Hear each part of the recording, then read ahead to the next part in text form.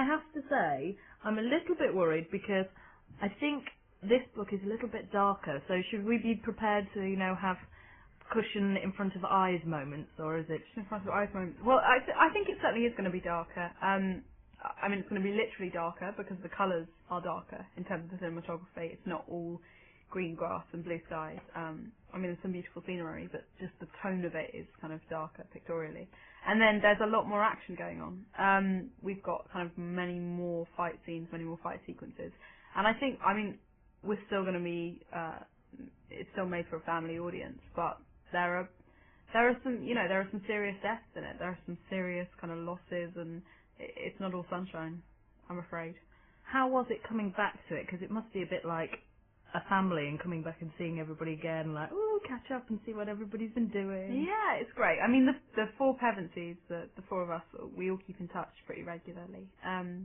But it was really nice actually because we did the first couple of months in New Zealand again, and then we filmed the rest of it in the Czech Republic and Poland and Slovenia. So it was really nice because we had lots of New Zealand crew back again for the first 2 months, and some stayed. And that was great because although I stayed in touch with some of them, there are a lot of faces that came back that you didn't necessarily keep in contact with, or that you hadn't managed to see, or had been just a very long way away distance-wise. So it was really lovely to get back together. Do you get homesick, or do you get to bring people with you? The first time I had people with me all the time, sort of different, someone for 3 weeks and then someone else for 3 weeks. But this time, because I was 18, I was allowed to be by myself, and I had people to visit every now and then. My mum came out, my dad came out, my family came a bit in the summer. I had a couple of friends staying, but mostly it was just me. But it's quite hard to get lonely when you have a film crew of about 1,000 people around, so it was pretty fun.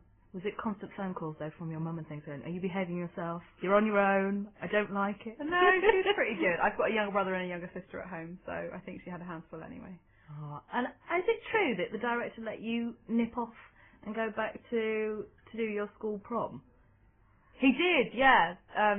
It was amazing actually. We had a full day filming. It was on a Saturday, and I was looking a little bit down, I think. And Andrew said to me, oh, "What's the matter? What's going on?" And I was like, "Well, my school leave is full tonight, and I'm not going to be able to go." And so they kind of sped everything up and made it work so that I could fly in from Prague to London. Sped across London in a taxi in my t-shirt and jeans, and turned up and everyone was in their black tie, but I was there, and it was great.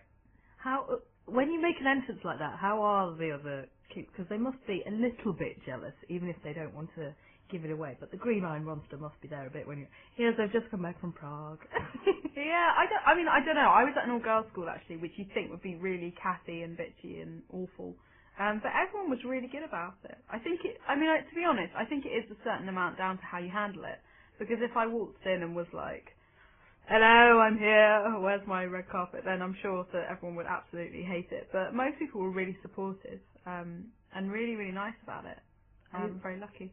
I'm assuming you're quite excited about the premiere though, but I assume as well that all your friends are ringing up going, right, can I come? Can I be your +1? And you're about +20. Well, it's been alright so far. Maybe the requests will start coming in. Yeah, it is exciting. It's quite nerve-wracking as well, sort of standing in front of a lot of people. And that kind of thing. But I'm sort of nervous about how the film's going to be received, but hopefully it'll be fun. Are you getting used to that sort of life in the public eye thing? Well, I don't really lead life in the public eye on a daily basis. I'm sort of really happy to promote things that I've worked on, but I'm at university at the moment, and I don't sort of walk around every day looking for pictures of myself or anything. I live in London, and I take the tube and get on the bus, and I don't really need to walk around in sunglasses, so it's fine. Are you going to be a little bit sad at the fact when everybody else goes back to filming and doing the new Chronicles and you're not in them? Yeah, I was speaking to the others recently actually, and I think a definite visit is going to be planned. I think Will and I are going to have to storm in quite early on in shooting and make sure that they all remember us. It will be sad, but on the other hand, I've got other things going on in my life now, and I'd like to play some different roles, and I think it's probably time for me to move on. Now, Prince Caspian in this one, a little bit of a hottie. A little bit. How was this on set? Because he only came in quite late, wasn't it? So with you all knowing each other, do you feel a bit like, you've got to show them the ropes, and obviously it can't be that hard when they're good looking. I don't think anyone was going to show Ben the ropes, to be honest, because I think he'd had more acting experience than all of us put together. But obviously, the four of us were quite nervous about who was going to be cast as Prince Caspian, because we're very close, and if you're going to make a movie with someone else for 6 months who you're going to see most days, then you hope it's going to be someone nice and someone good. We met Ben quite late, I mean, practically as we were starting shooting, and he's just lovely. He's such a nice guy and really good fun to have around. So we were all very happy that he was cast, really. The one thing you're never quite happy about, though, what was it? Was it mice that you were afraid of last time and needed a body double for? So what did we need a body double for this time? Well, I had a stunt double around because Susan gets quite involved in the action in this film. But actually, I did a lot of the stunts myself. I think the producers were quite surprised that I was so keen to be involved in the fighting stuff and keep up with the boys. But I really enjoyed it. How many injuries? Nothing major, only a couple of embarrassing falling off my horse moments and falling over. But apart from that, nothing crazy. What are the outfits like this time? Because I always love the fact that you feel like a little princess in those long flowing ones. So are you back in those, or? Yeah, I've got long. I mean, I think Narnia's got a way to go before they start having Narnia and Queens in mini dresses. But yeah, it was long skirts again. I've got a really cool battle costume, which is great, sort of warrior, extreme queen, and it's got kind of aluminium chainmail and a big flowing red skirt, and it looks quite dramatic, I think. How about everybody likes to keep something as a little bit of a memento?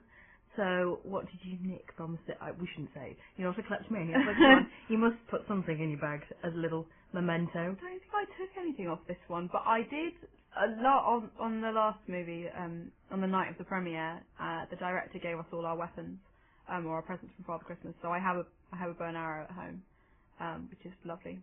And how about, because you did a diary last time, which ended up being part of the book. So are you doing the same thing this time, or? No, I haven't actually. I was quite preoccupied. I had my A-levels to sit in the middle of all this. So I went out in February and came home for 3 weeks in June and then went back.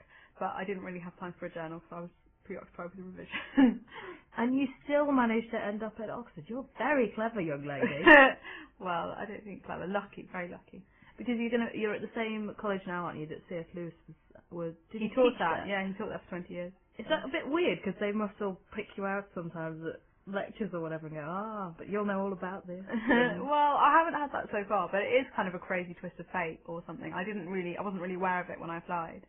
And then sort of once I'd applied, I was like, oh, okay, great, right, fine. But it's really nice actually, because Doug Gresham, who's C.S. Lewis's stepson, and who is he co-produces on the films and has quite a big input into how we translate something from book to screen, is often in Oxford doing things at the college or visiting people, and so I've seen him quite a bit because he's down there. So finally, I have to ask, is this like a give up eventually and retire from acting, or will you always keep that as your sort of preliminary thing? Well, I hope not. I really would like to act, but I'm also really happy at university at the moment. I'm keen on finishing my degree and sort of having a good time and learning a lot. The nice thing about reading English literature is it means that you're constantly learning about characters and narratives and how to tell stories, and I think that's pretty good training for the world of acting, really. So if it doesn't go, if it doesn't carry on with the acting, what do you fancy?